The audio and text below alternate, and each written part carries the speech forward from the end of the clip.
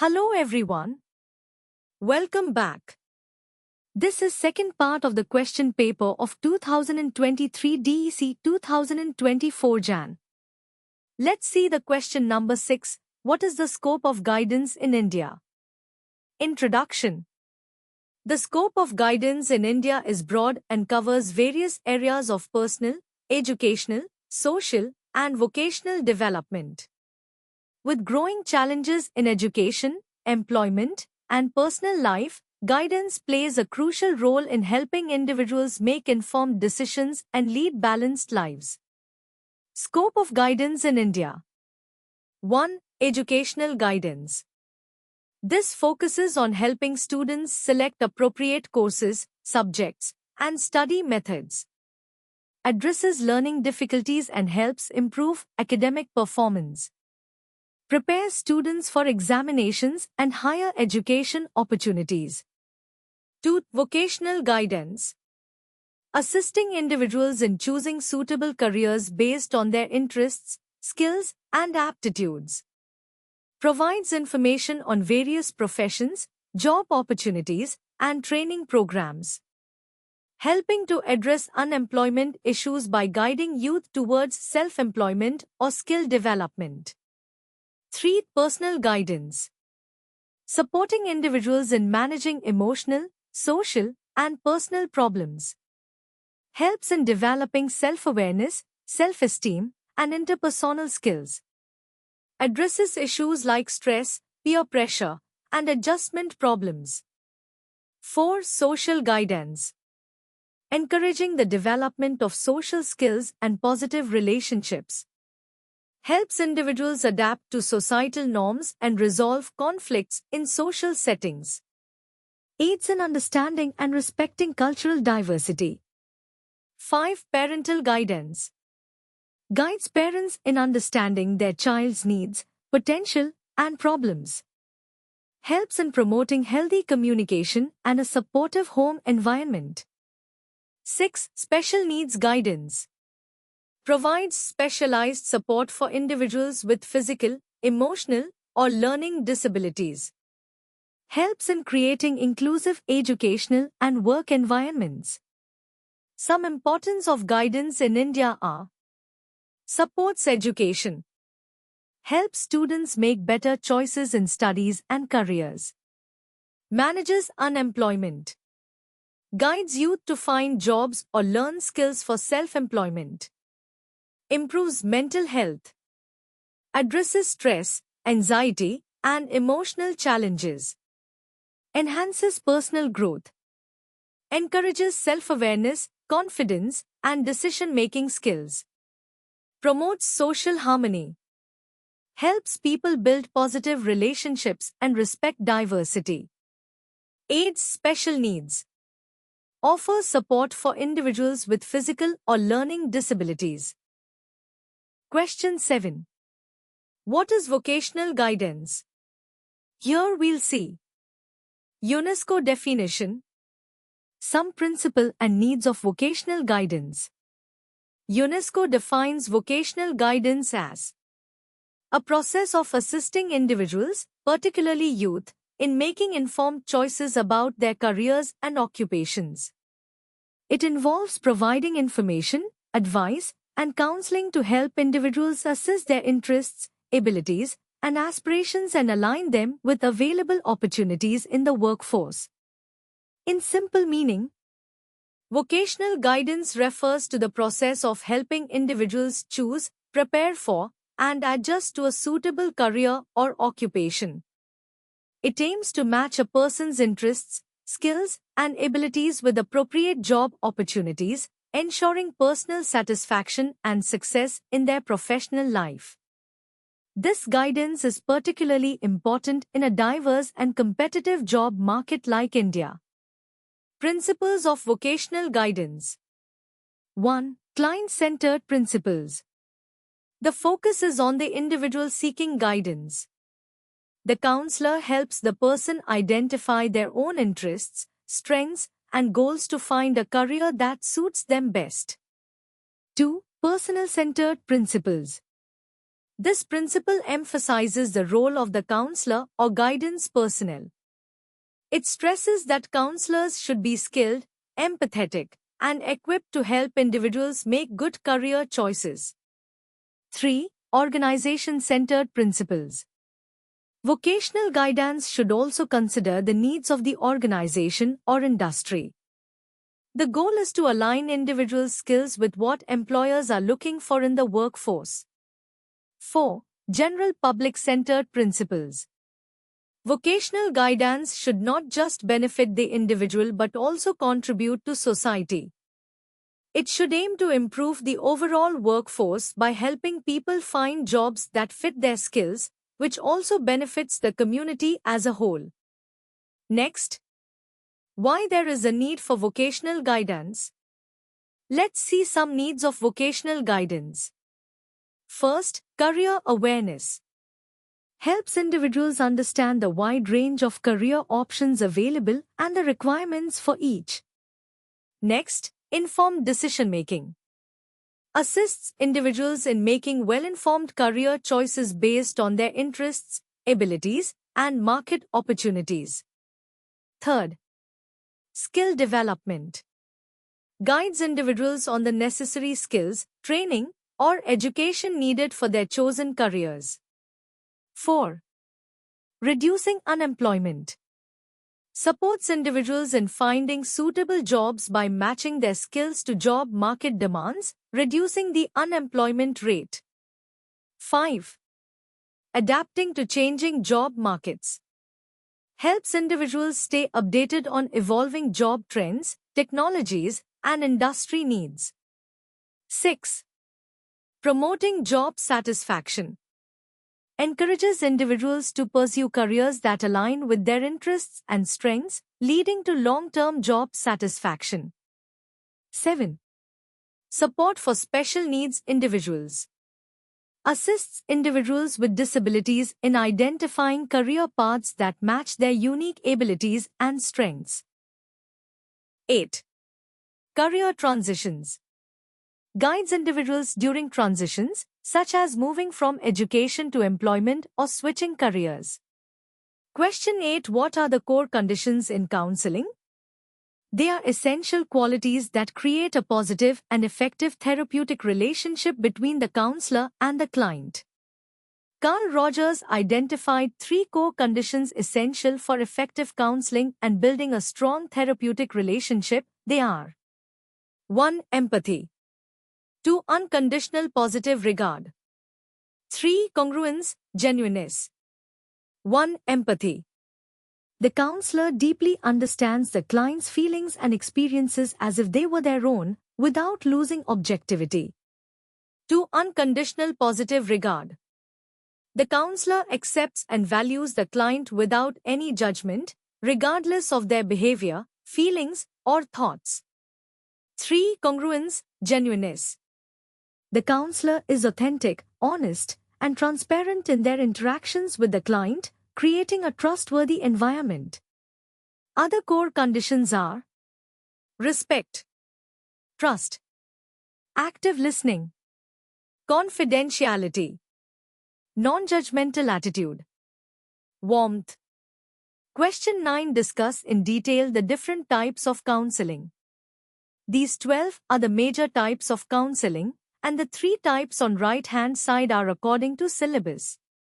First, we will discuss the 3 types as per syllabus, then others, whichever is easy to remember. You can make notes accordingly. 1. Educational counseling. 2. Career vocational counseling. 3. Personal counseling. 4. Rehabilitation counseling. 5. Family counseling. 6. Marriage relationship counseling. 7. Group counseling. 8. Trauma counseling. 9. Crisis counseling. 10. Substance abuse counseling. 11. Child-adolescent counseling. 12. Mental health counseling. Let's understand each types. Child-based counseling is a therapeutic process designed to help children address emotional, behavioral, developmental, or social challenges. It focuses on understanding the unique needs of children and providing age-appropriate strategies to help them overcome difficulties. Areas addressed in child-based counseling. Emotional issues, example anxiety, trauma. Behavioral challenges, example aggression, hyperactivity. Social problems, example bullying, peer pressure. Developmental concerns, example learning disabilities, ADHD. Family or school-related issues, example parental separation, academic stress. Importance of child-based counseling. Promotes healthy development. Enhances coping skills. Improves behavior. Strengthens relationships. Boosts self-esteem. Techniques used in child-based counseling. Play therapy. Art therapy. Cognitive behavioral therapy, CBT. Storytelling and role-playing. Next is supportive counseling. Definition. Supportive counseling is a type of therapy that focuses on providing emotional support, encouragement, and practical guidance to individuals facing stress, difficult life situations, or emotional challenges. The primary goal is to help individuals cope with their issues, reduce distress, and strengthen their ability to manage daily life. When is supportive counseling used? During crises or emergencies. For individuals experiencing mild to moderate emotional distress. As a follow-up after other forms of therapy. For clients dealing with everyday stress, relationship issues, or work-related problems. Some importance of supportive counseling are: provides immediate emotional relief. Helps individuals deal with stress and overwhelming emotions effectively. Builds resilience. Encourages individuals to develop coping skills for future challenges. Enhances self-esteem. Boosts confidence by reinforcing personal strengths and achievements. Promotes problem-solving skills. Guides individuals in finding practical solutions to their problems. Improves mental well-being. Reduces feelings of isolation and provides hope and reassurance. Let's understand the other major types. 1. Educational counseling. The focus is supports students in their academic journey and helps them make informed educational choices. Key areas are: 1. Choosing appropriate courses, streams, or career paths. 2. Overcoming learning difficulties, exam stress, or lack of motivation. 3. Improving study habits and time management. Some importance: helps students achieve their academic goals and prepares them for higher education or careers. 2. Career vocational counseling. Focus on: assists individuals in identifying suitable careers based on their interests, skills, and abilities. Key areas are: first, career planning and goal setting. Second, exploring job opportunities and understanding labor market trends. Third, guiding through career transitions or unemployment. Some importance are: reduces confusion, boosts confidence, and aligns individuals with fulfilling careers. 3. Personal counseling. Focus in addressing personal, emotional, and social challenges faced by individuals. Key areas are: managing stress, anxiety, and depression. Improving self-esteem and building self-awareness. Resolving interpersonal conflicts and communication issues. Importance: enhances mental well-being and promotes healthier personal relationships. 4. Rehabilitation counseling. Focus: provides support to individuals with disabilities to help them live independent and productive lives. Key areas: 1. Emotional and psychological support for coping with disabilities. 2. Skill training and employment assistance. 3. Adapting to physical or mental health challenges. Some importance: empowers individuals to overcome barriers and participate fully in society. 5. Family counseling. It focuses on improves communication and resolves conflicts within families. Key areas are 1. Addressing parenting issues and generational gaps. 2. Resolving marital conflicts and promoting harmony.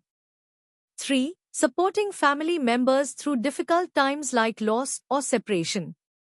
Some importance are strengthens family bonds and creates a supportive home environment. Next type. 6. Marriage relationship counseling. Focus in helping couples build healthy and satisfying relationships. Key areas are first, addressing communication gaps, trust issues, or financial stress. Second, resolving conflicts and improving emotional connection. Next, guiding couples through major life transitions like marriage or parenting. Some importance are promotes understanding and strengthens long-term partnerships. 7. Group counseling. Focus on works with a group of individuals facing similar challenges or goals. Key areas 1. Peer support and shared experiences. 2. Developing social and interpersonal skills. 3. Addressing common issues like addiction, grief, or self-improvement. Some importance are fosters a sense of community and collective growth. Next. 8. Trauma counseling. Focus on helps individuals recover from traumatic events or experiences. Key areas are addressing emotional pain caused by abuse, accidents, or loss. Teaching coping mechanisms and stress management. Rebuilding trust and emotional stability. Importance are it aids in healing and regaining control over life. Next type is crisis counseling. Focus on providing immediate help in critical or emergency situations. Key areas are 1. Stabilizing emotions during crises like suicidal thoughts, natural disasters, or sudden loss. 2. Offering short-term solutions and emotional first aid. 3. Referring individuals for long-term support if needed. Importance: prevents harm and helps individuals regain stability. Next. Substance abuse counseling. Focus: supports individuals dealing with drug, alcohol, or other addictions. Key areas are identifying triggers and managing cravings. Next is teaching coping skills and relapse prevention strategies. And another area is encouraging participation in rehabilitation programs. Importance: helps individuals break free from addiction and rebuild their lives. Next type is child-adolescent counseling. Focus: addresses developmental, emotional, and behavioral challenges in young individuals. Key areas are 1. Managing academic pressure, bullying, or peer issues. 2. Developing emotional intelligence and coping skills. And supporting through family or school-related problems. Importance: ensures healthy emotional and social development during critical growth stages. Next. Mental health counseling. Focus: provides support for individuals with mental health conditions. Key areas are 1. Addressing issues like anxiety, depression, or PTSD. 2. Teaching strategies to manage emotions and improve mental health. 3. Supporting individuals in building resilience and confidence. Importance: promotes emotional well-being and helps individuals lead a balanced life. Next. Question 10. What is group leadership? How are group leadership styles formed and implemented? Group leadership refers to the process where a teacher or facilitator guides and manages a group of students or educators to achieve specific academic, social, or developmental goals. The leader fosters collaboration, inclusivity, and effective communication to ensure the group works cohesively. In simple words, group leadership is when a teacher or facilitator guides and manages a group to achieve learning, social, or personal growth goals. The leader encourages teamwork, includes everyone, and ensures good communication so the group works well together. Key features of group leadership in an educational setting are: guidance for academic goals, encouraging collaboration, fostering inclusivity, conflict management, motivation and inspiration. Next part of question: how are group leadership styles formed and implemented? Group leadership styles are shaped by the leader's traits, group needs, and the situation. These are some key factors. A. Leader's personality and characteristics. B. Group dynamics and needs. C. Nature of the task or goal. D. Context and environment. Let's see each in detail. Leader's personality and traits. It's a leader's qualities, such as confidence, empathy, and communication skills, influence their leadership style. B. Group dynamics and needs. The group's size, abilities, and maturity determine whether the leader needs to be more directive or supportive. C. Nature of the task or goal. Simple tasks may need a structured approach, while creative tasks work better with collaborative leadership. D. Context and environment. Urgent situations may require authoritative leadership, while a relaxed environment can allow for participative styles. E. Training and experience. Leadership training and past experiences shape how a leader interacts with the group. Once a leadership style is formed based on the leader's traits and group needs, it must be effectively implemented. And they are implemented through effective communication, flexibility, and teamwork. To implementation of group leadership styles. A. Clear goals and communication.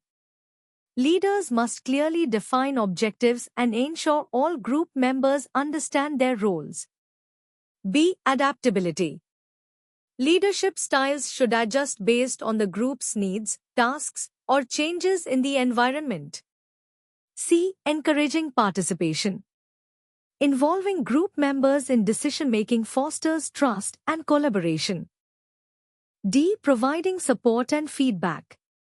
Leaders should offer guidance, recognize efforts, and provide constructive feedback to keep the group motivated. E. Conflict resolution. Address conflicts quickly to maintain harmony and ensure progress. F. Monitoring and evaluation.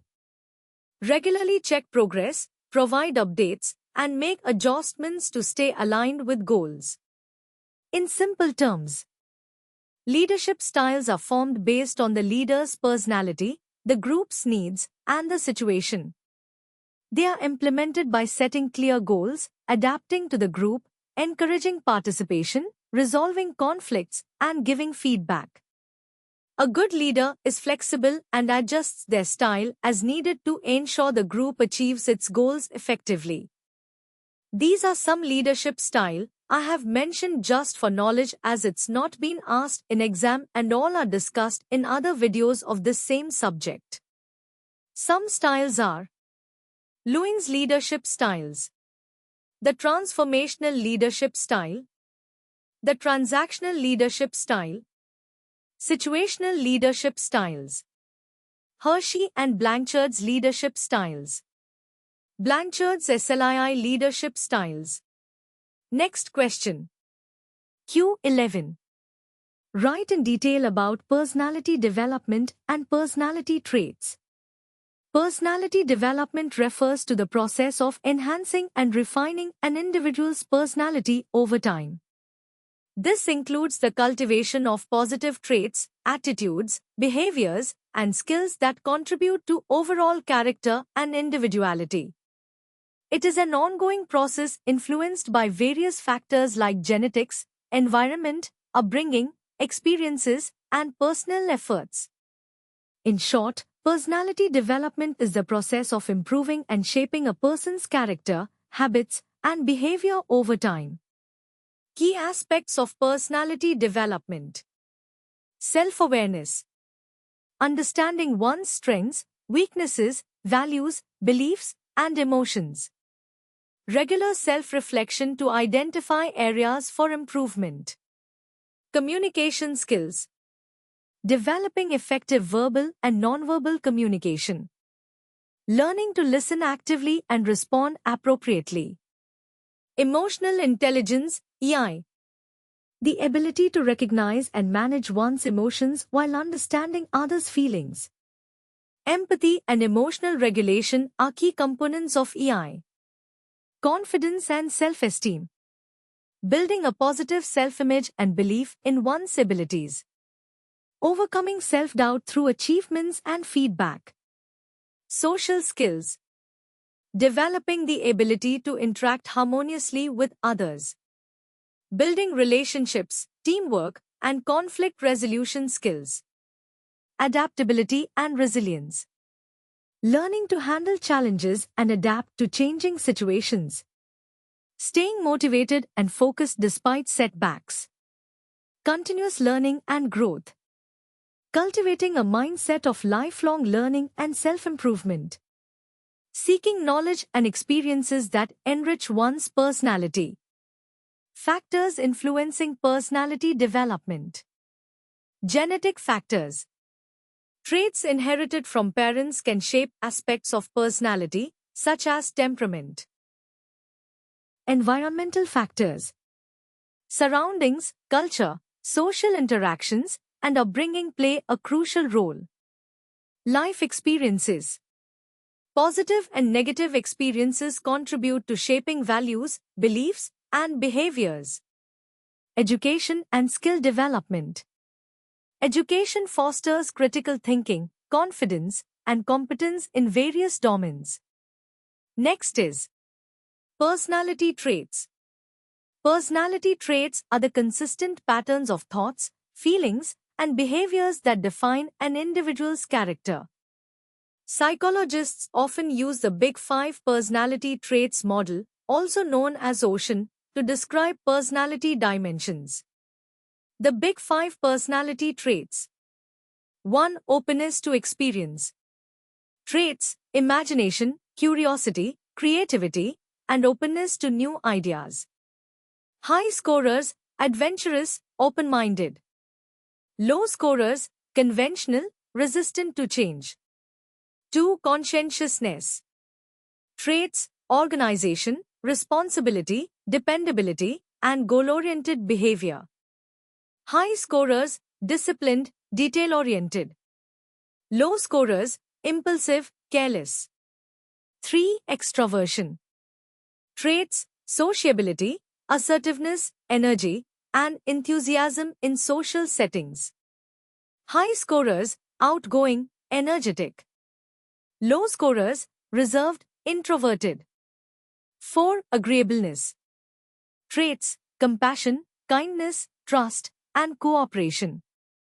High scorers: warm, altruistic. Low scorers: competitive, skeptical. 5. Neuroticism. Traits: emotional instability, anxiety, moodiness, and vulnerability to stress. High scorers: sensitive, prone to stress. Low scorers: calm, emotionally stable. Why understanding personality traits matters. 1. Self-improvement. Identifying traits helps in setting personal goals for growth and development. 2. Career success.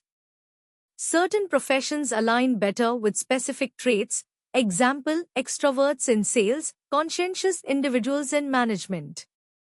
3. Interpersonal relationships. Understanding others' traits fosters better communication and reduces conflicts. 4. Mental health. Awareness of one's emotional tendencies can help in managing stress and maintaining well-being. The last question. Discuss role of teacher in guiding and counseling students with special needs. Role of teachers in guiding and counseling students with special needs. Teachers play a crucial role in the lives of students with special needs by providing guidance, counseling, and support to help them achieve their potential. Their role is not limited to academics but extends to emotional, social, and behavioral aspects as well. Below are the key responsibilities and strategies. 1. Identification and understanding. Recognizing individual needs. Teachers need to identify the unique challenges, strengths, and needs of each student through observation, assessment, and collaboration with specialists. Awareness of disabilities. Gain knowledge about specific disabilities, example autism, ADHD, dyslexia, to tailor support effectively. 2. Creating a supportive environment. Inclusive classroom. Foster a welcoming and non-judgmental atmosphere where all students feel accepted and valued. Physical accessibility. Ensure the classroom is physically accessible for students with mobility challenges. Emotional safety. Provide a safe space where students can express their concerns and emotions without fear of criticism. 3. Individualized support. Individualized education plans, IEPs. Work collaboratively with parents and specialists to design and implement IEPs tailored to the student's specific needs. Adapted teaching methods. Use differentiated instruction, visual aids, hands-on activities, or technology to support learning. Behavioral support plans. Help manage behavioral challenges through positive reinforcement and structured routines. 4. Guidance and counseling. Emotional support. Provide empathy and encouragement to help students build confidence and self-esteem. Conflict resolution. Teach social skills and help resolve conflicts with peers to enhance social integration. Career counseling. Guide older students in exploring career options suited to their abilities and interests. 5. Collaboration with stakeholders. Parents and guardians. Maintain open communication with families to understand the student's background and provide consistent support. Specialists and therapists. Work closely with counselors, speech therapists, occupational therapists, and psychologists to address diverse needs. Peers. Encourage classmates to be supportive and understanding, promoting peer acceptance and teamwork. 6. Advocacy. Raising awareness. Advocate for students with special needs within the school and community to reduce stigma and promote inclusion. Ensuring rights. Ensure students receive the accommodations and resources they are entitled to under laws like the Individuals with Disabilities Education Act, IDEA, or similar policies. 7. Professional development. Continuous learning. Attend workshops, training, and seminars to stay updated on best practices for special education. Self-reflection. Regularly evaluate and adapt teaching strategies to meet the changing needs of students. That's all for today, dear. Thank you so much for watching. See you in the next one. Till then, take care.